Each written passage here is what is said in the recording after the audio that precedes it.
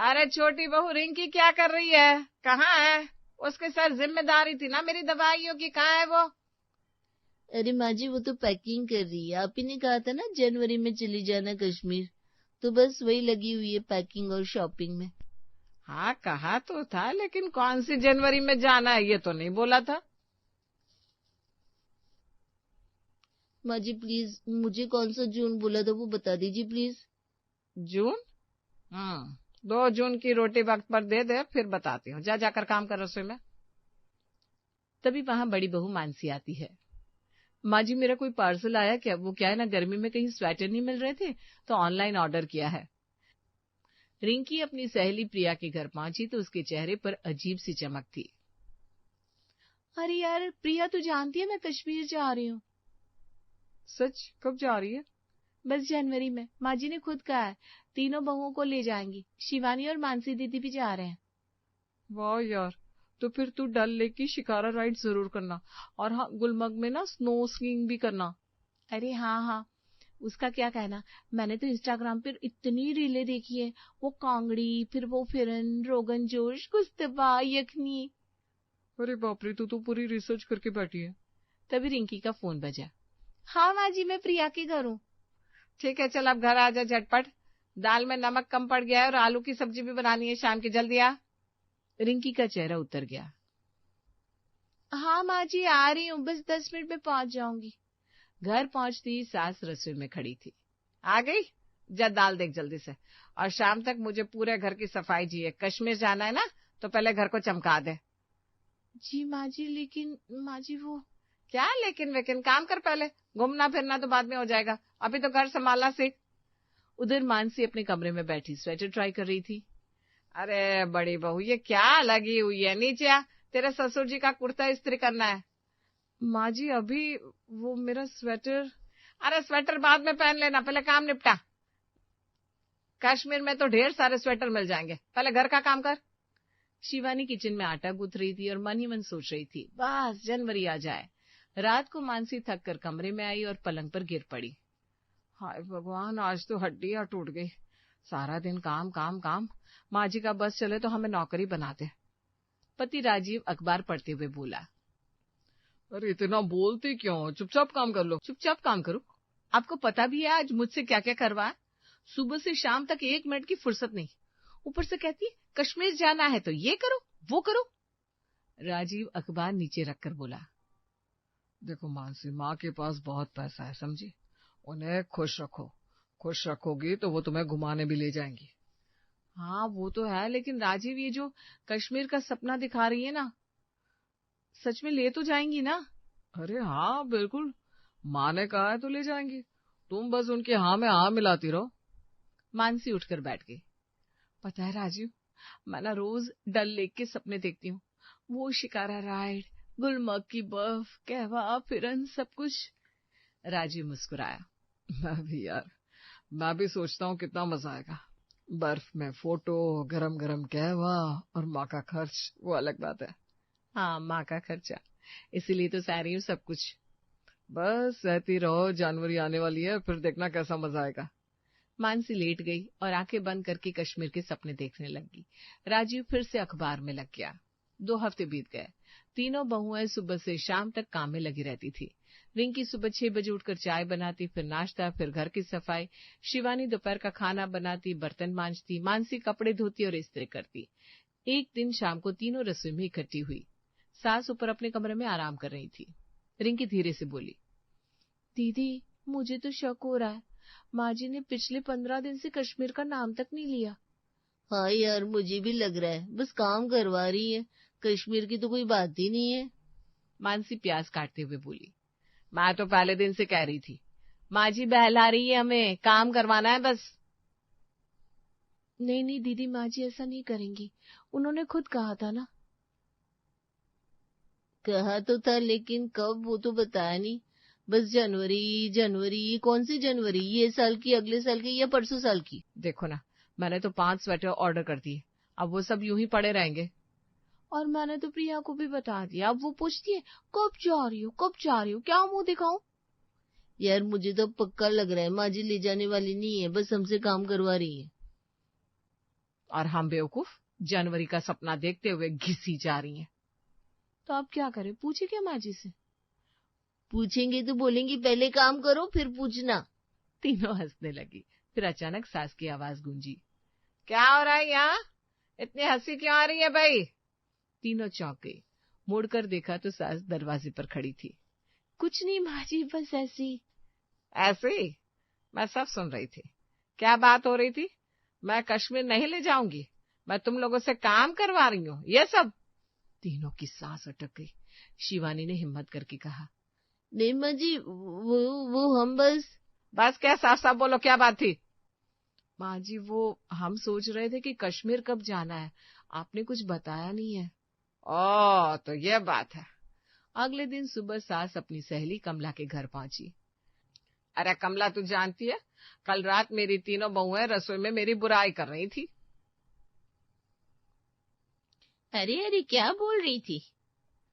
बोल रही थी मैं कश्मीर नहीं ले जाऊंगी, बस काम करवा रही हूँ। कमला हंसने लगी। अरे वाह, तो तेरी पोल खुल गई। अरे नहीं, मैं इतनी जल्दी हार मानने वाली थोड़ी ना हूँ। अब मुझे एक छोटा सा डोज देने का वक्त आ गया, देख मैं क्या करती हूँ। शाम को घर पहुंचकर सास ने अपना मोबाइल निकाला। तीनों बहुएं रसोई में काम कर रही थी। सास जानबूझकर हॉल में जोर से बोली, हेलो, हाँ आप कश्मीर ट्रेवल एजेंसी से बोल रहे हैं ना? तीनों बहुओं के कान खड़े हो गए। रिंकी ने शिवानी को कोहनी मारी। हाँ, मुझे 3 लोगों के लिए पैकेज चाहिए, जनवरी के तीसरे हफ्ते में। हाँ, श्रीनगर, गुलमर्ग, पहलगाम सब कवर होना चाहिए। मानसी मुस्कुराने लगी। शिवानी ने रिंकी को देखा। कितने का पड़ेगा? अच्छा ठीक है, पर होटल अच्छा होना चाहिए, डल लेक के पास, और शिकारा राइड भी इंक्लूड है ना? हाँ ठीक है, आप कल डिटेल भेज देना। हाँ थैंक यू। सास ने फोन काट दिया और मुस्कुराने लगी। फोन तो उसने किसी को किया ही नहीं था, बस बहुओं को दिखाने के लिए नाटक था। रसोई में तीनों बहुओं के चेहरे खिल गए। सुना दीदी, माँ जी बुकिंग करवा रही है। हाँ यार, जनवरी तीसरा हफ्ता, बस अब 2 हफ्ते और। अरे मैंने तो कहा था माँ जी ऐसा नहीं करेंगी, हमने खामखा शक किया। फिर तीनों फिर से खुशी खुशी काम में लग गई। सास हॉल में बैठी मन ही मन हंस रही थी। 1 हफ्ता और बीत गया। तीनों बहुएं उसी जोश के साथ काम में लगी रही। रिंकी सुबह 5 बजे उठकर घर साफ करती, शिवानी खाना बनाती, मानसी कपड़े धोती। तीनों को बस एक ही उम्मीद थी, कश्मीर। एक दिन दोपहर को मानसी ऊपर सास के कमरे में पानी देने गई। दरवाजा खुला था। अंदर झांक कर देखा तो सास एक बड़ा सा बैग खोलकर सामान पैक कर रही थी। मानसी ने गौर से देखा। पूजा की थाली, धूप, अगरबत्ती, भगवान की मूर्ति, लाल चुनरी, नारियल। मानसी तुरंत नीचे भागी। अरे शिवानी, रिंकी, जल्दी आओ। दोनों रसोई से भाग कर आई। क्या हुआ दीदी? माँ जी पूजा पाठ का सामान पैक कर रही है। क्या मतलब? अरे मतलब माँ जी किसी तीर्थ यात्रा पर जा रही है, वैष्णो देवी, हरिद्वार या कहीं और। मानसी खुशी से उछल पड़ी। यार मतलब कुछ दिन आराम, घर में माँ जी नहीं होंगी। हाँ यार, सोचो, सुबह देर से उठेंगे, आराम से काम करेंगे, कोई टुकने वाला नहीं। और देखो ना, जब माँ जी तीर्थ यात्रा से आएंगी तब तक हम फ्रेश हो जाएंगे, फिर कश्मीर की तैयारी। अरे हाँ, परफेक्ट, भगवान भी हमारी सुन रहा है। चलो चलो अब जल्दी से काम खत्म करते हैं, माँ जी खुश रहेंगी तो जल्दी चली जाएंगी। तीनों फिर से काम में लग गई, लेकिन इस बार चेहरे पर अलग ही चमक थी। शाम को सास नीचे आई।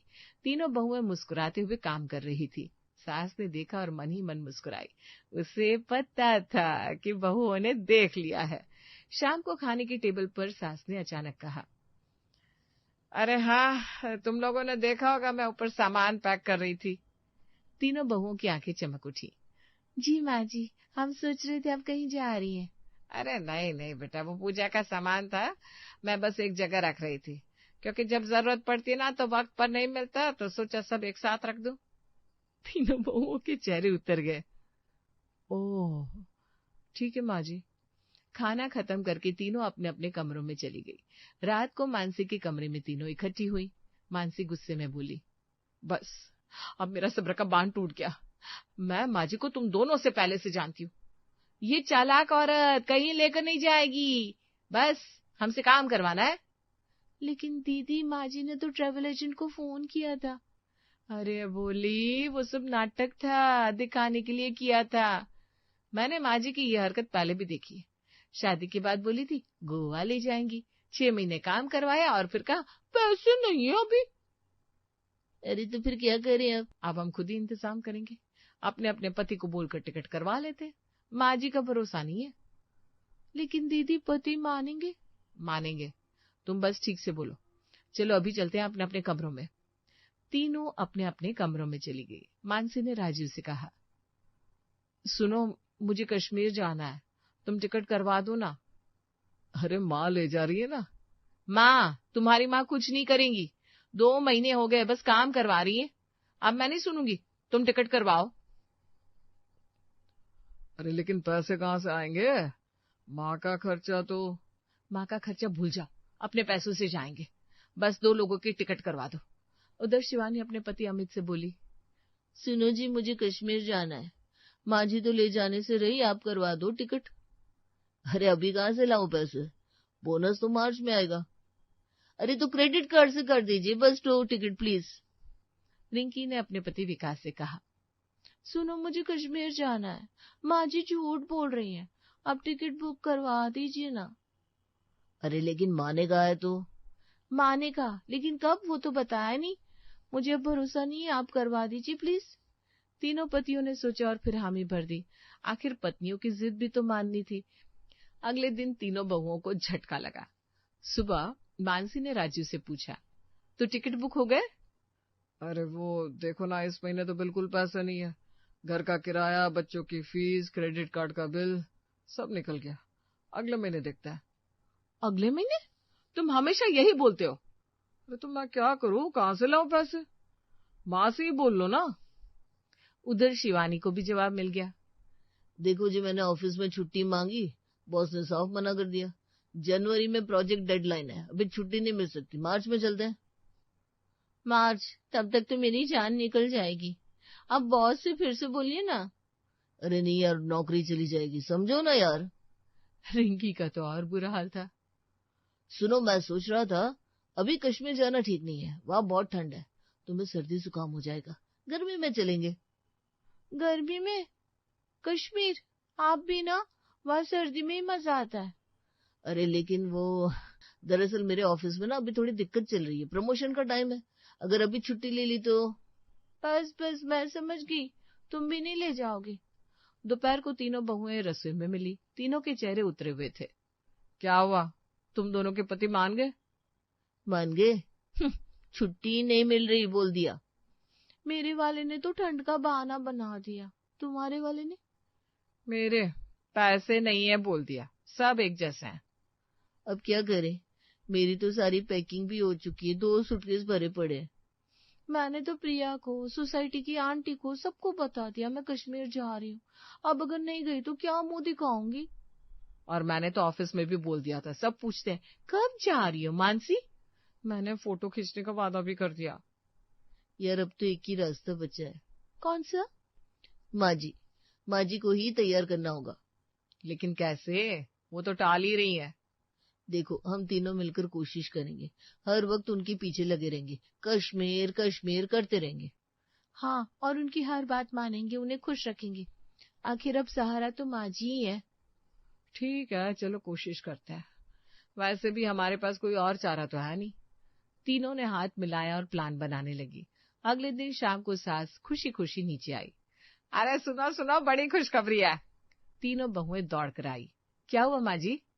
टिकट हो गई, कल सुबह की ट्रेन है, जल्दी से पैकिंग कर लो। तीनों की खुशी का ठिकाना नहीं रहा। सच माँ जी, कश्मीर की? हाँ हाँ, चलो जल्दी करो, सुबह जल्दी निकलना है। रात भर तीनों सो नहीं पाई। सुबह 4 बजे उठकर तैयार हो गई। स्टेशन पहुंची तो सास ने टिकट दिखाई। मानसी ने टिकट देखा और चीख पड़ी, माँ जी ये तो हरिद्वार की टिकट है। सास मुस्कुराई, तो मैंने कब कहा कश्मीर, मैंने तो जनवरी में घूमने को कहा था, तो सोचा पहले हरिद्वार गंगा स्नान, फिर देखेंगे आगे क्या करना है। तीनों बहुओं के मुंह खुले के खुले रह गए। लेकिन माँ जी आपने तो ट्रैवल एजेंट से बात भी की थी। अरे वो तो बस ऐसे ही, देखो ना हरिद्वार भी तो घूमना है, चलो चलो ट्रेन आ गई। तीनों बहुएं एक दूसरे का मुंह देखने लगी। सास आगे बढ़ गई, उनके हाथ में स्वेटर और कश्मीर के सपने और सामने हरिद्वार की यात्रा। रिंकी ने धीरे से कहा, अब प्रिया को क्या बताऊंगी? और तीनों सिर झुकाकर ट्रेन में चढ़ गई। शहर के एक बड़े मोहल्ले में शुक्ला परिवार रहता है। शुक्ला परिवार के मुखिया श्रीमान संजय शुक्ला हैं। उनके 2 बेटियों की शादी हो चुकी थी और उनके 2 बेटे अभी पढ़ाई कर रहे थे। बेटियों का ससुराल और मायका दोनों एक ही शहर में होने की वजह से मायके में बेटियों का काफी आना जाना था। बेटियां तो हर दूसरे तीसरे दिन अपने मायके में पहुंच जाती थी, लेकिन साथ में अपने पतियों को भी लेकर आती थी। ऐसे ही एक दिन संजय जी की बड़ी बेटी सोनिया अपने पति आदर्श को लेकर अपने मायके में पहुंच जाती है। सोनिया को सामने देखकर सोनिया की माँ शिल्पा तुरंत उसे गले से लगा लेती है। कैसी हो बेटा? मैं कब से तुम्हारा इंतजार कर रही हूँ। कितने दिन हो गए तुम्हें यहाँ आए हुए? अरे माँ, कुछ ज्यादा दिन नहीं हुए हैं। अभी रविवार को ही तो आए थे हम, भूल गई क्या? तुम चुप करो। जाओ मेरी बेटी के लिए पानी लेकर आओ। फ्रिज में नींबू पड़े हैं, मेरी बेटी के लिए नींबू पानी बना दो। माँ, ये भी तो बना सकती है ना।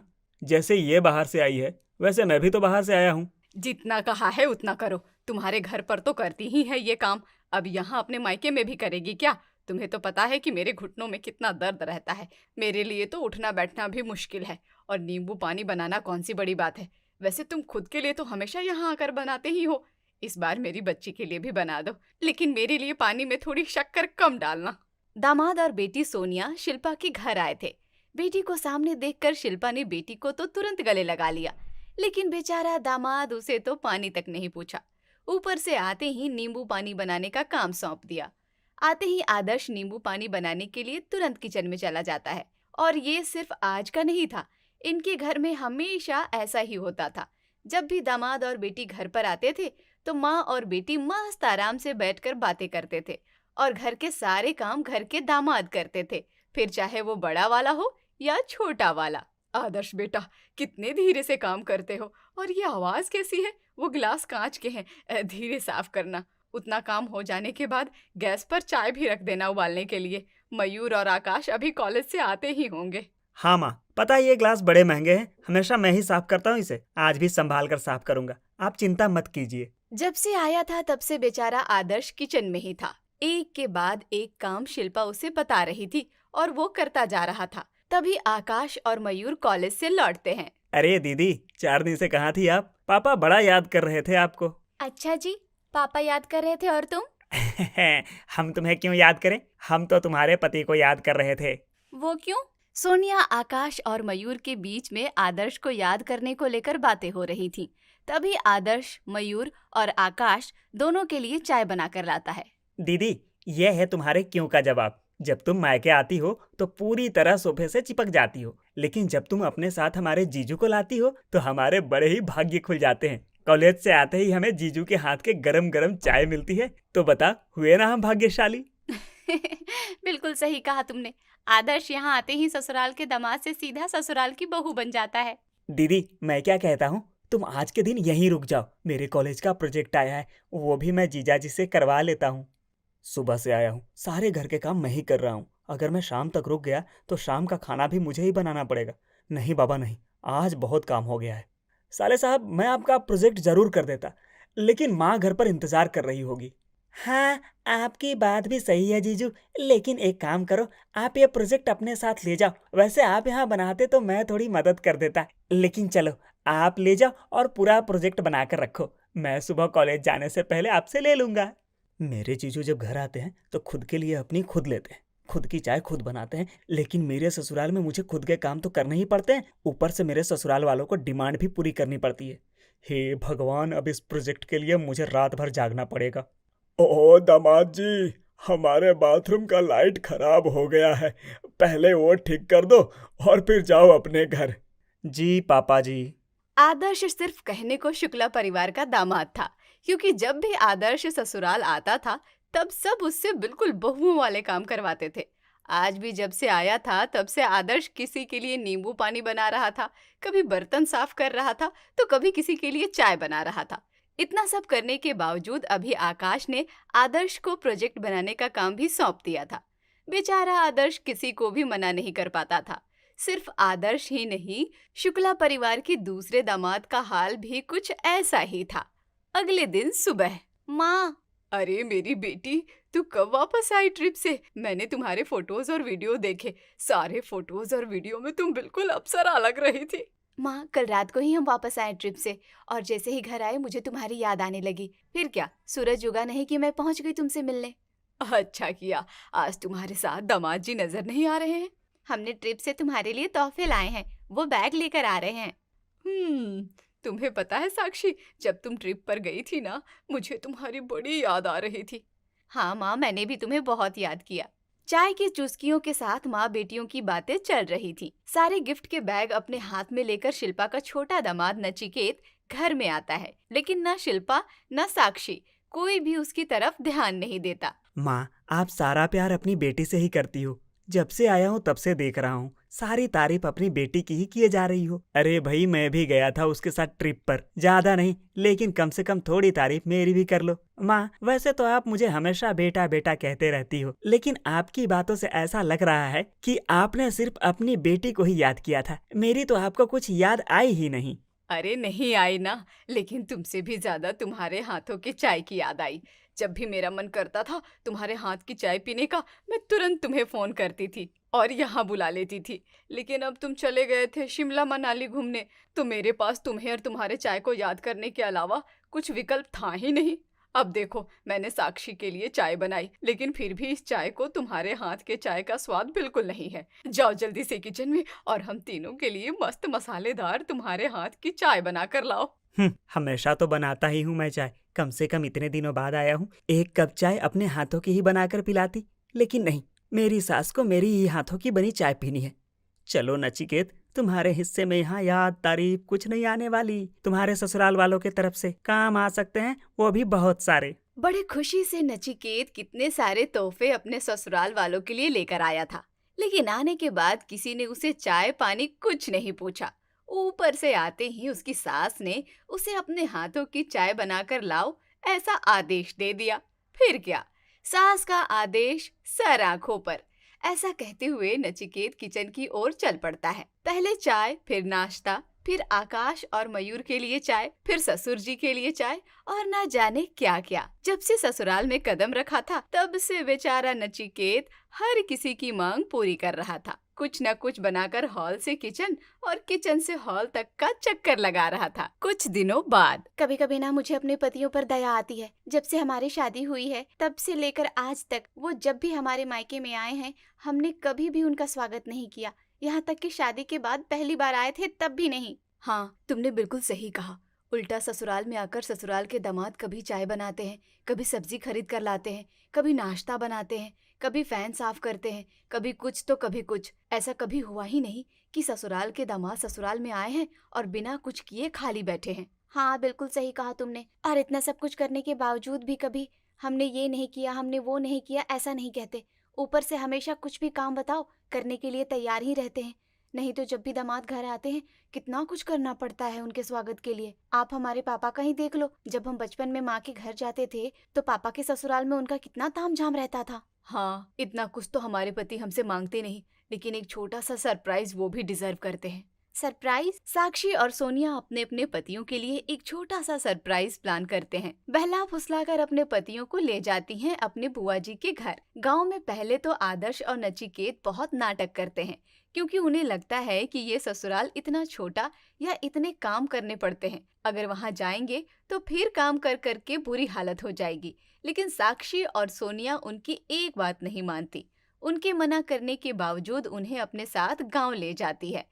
स्टेशन पर, अरे हमने तुम्हें मना किया था ना, कहा था ना कि हमें गांव नहीं जाना, लेकिन फिर भी तुम घसीट कर हमें यहाँ ले आई। हमारे पास पहले से ही एक ससुराल है, वही हमारे लिए बहुत है। अब बुआ का, चाचा का, माँ का, किसी का घर नहीं देखना हमें। अरे तुम चलो तो सही, शादी होकर 3 साल हो गए। 3 सालों में बुआ ने हमें 300 बार बुलाया है। उन्हें क्या लगेगा, उनका दामाद बड़ा ही घमंडी है। नचिकेत भाई, कमर कस लो। शहर में हमारे ससुराल में सिर्फ 3 लोग रहते हैं, लेकिन फिर भी सबके लिए चाय पानी बनाते बनाते हमारा पसीना छूट जाता है। मैंने तो सुना है गांव में एक एक घर में 10-15 लोग एक साथ रहते हैं, और हमारे ससुराल वालों की तो परंपरा है, जैसे ही दामाद घर पर आता है वह सारे काम दामाद को ठोक देते हैं। अब एक घर में इतने सारे लोग रहते होंगे तो सोचो हम दोनों को मिलकर कितना काम करना पड़ेगा। डराओ मत भाई, पहले ही काफी डरा हुआ हूँ। इतने काम करने पड़ेंगे, उतने काम करने पड़ेंगे। ये सोचते सोचते नचिकेत और आदर्श स्टेशन से बाहर निकलते हैं और गांव की ओर चलने लगते हैं। तभी कहीं से जोर जोर से बैंड बाजे का आवाज उन्हें सुनाई देता है। वो मुड़कर देखते हैं तो बैंड बाजा के साथ फूफा जी और उनका बेटा शहर के दामादों का स्वागत करने के लिए बिल्कुल तैयार खड़े थे। सामने दोनों दामादों को देखकर फूफा जी जोर से कहते हैं, अरे भाई मुंह क्या देख रहे हो? शहर के दामाद के पैर गांव के मिट्टी को लगे हैं। इनके हर कदम पर फूल बिछवाओ, ढोल नगाड़े बजवाओ और जोर जोर से पूरे गांव को पता चलना चाहिए कि प्रकाश जी के घर पर उनके दामाद आए हैं। ए स्वप्निल, अरे तू क्या खड़ा है? दामाद जी इतना थक कर आए हैं, उनके हाथ में इतना सामान है। जा वो सारा सामान अपने हाथों में ले और गाड़ी में डलवा। हाँ पापा। अरे रहने दीजिए भैया, कुछ ज्यादा सामान नहीं है। अरे जीजा जी, सामान ज्यादा हो या कम, हम खाली हाथ खड़े हैं और हमारे घर के दामाद ऐसे सामान पकड़ के खड़े हैं, ये हमारी इज्जत को शोभा नहीं देता। अब आप जब तक गांव में हो तब तक बस हुक्म करो, हम सब आपकी सेवा में हाजिर हैं। अरे भाई नचिकेत, ये कौन सी दुनिया में पहुंच गए हम? गांव में आते ही हमें कितना प्यार मिल रहा है। हमारे स्वागत के लिए ढोल नगाड़े। मुझे तो लग रहा है मैं सपना देख रहा हूँ।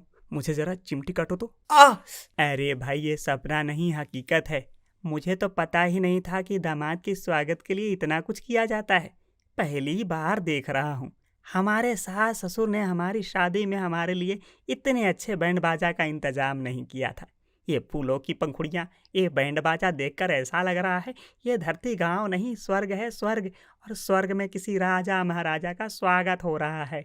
मुझे तो लगा था 4 लोगों के बीच में हमें इतना काम करना पड़ता है, न जाने 10-15 लोगों के बीच में आने के बाद क्या कुछ करना पड़ेगा। लेकिन यहाँ तो हमें कोई खुद का सामान भी नहीं उठाने दे रहा है। जब हम ससुराल में जाते हैं तो कोई हमें पानी तक नहीं पूछता। यहाँ तक कि हमारे साले मोबाइल बाजू में रख के हमसे ठीक से बात तक नहीं करते। लेकिन यहाँ देखो, ये भैया तो तब से हमारे आगे पीछे कर रहे हैं। सच में ये गांव का ससुराल तो एकदम स्वर्ग जैसा है। एक दूसरे से बातें करते करते नचिकेत और आदर्श कब घर पहुंच जाते हैं उन्हें पता ही नहीं चलता। वो अपनी ही दुनिया में खोए हुए थे। तब दरवाजे पर बुआ जी और उनकी बहू हाथों में आरती की थाल लेकर शहर के दोनों दामाद के स्वागत के लिए बिल्कुल तैयार खड़ी थी। आस पड़ोस वाले सभी लोग एक साथ इकट्ठा हो रहे थे, सर पर फूलों की पंखुड़ियां डाल रहे थे। बुआ जी आरती उतार रही थी और अभी तक बैंड बाजे की गूंज सुनाई दे रही थी। घर के अंदर जाते ही बेटियों के लिए और खास करके दोनों दामादों के लिए 10-15 अलग अलग प्रकार के नाश्ता, चाय और कितना कुछ टेबल पर सजाया हुआ था। अरे दामाद जी, लीजिए ना, ये सब आपके लिए ही तो है। आप तो बस थोड़ा सा ही खाए हैं अभी। अरे छोटे दामाद जी, आप भी लीजिए ना, ये सब कुछ आपके लिए ही है। कुछ कम होगा तो आदेश दीजिए, अभी मंगवा देते हैं हम आपकी पसंद का। अरे नहीं नहीं फूफा जी, ये पहले से ही बहुत है। इतना स्वागत और लाड प्यार हम पहली बार देख रहे हैं ना, तो हजम नहीं हो रहा है, खाना भी और इतनी इज्जत भी। कुछ कहा दामाद जी आपने? अरे नहीं नहीं, कुछ नहीं। ये सब देखकर हमारा दिल खुशी से भर आया है, लेकिन इन सब में हम आपका आशीर्वाद लेना तो भूल ही गए। इतना कहकर आदर्श और नचिकेत बुआ जी और फूफा जी का आशीर्वाद लेने के लिए झुकते हैं। तभी, अरे क्या कर रहे हो दामाद जी? अगर आप हमारे पैर छुओगे तो हमें पाप लगेगा। हमारे यहाँ दामाद को पैर नहीं छूने देते। बुआ जी, फूफा जी, वो जो कुछ भी हो, हम तो छुएंगे आपके पैर। आपने इतना बढ़िया स्वागत किया है।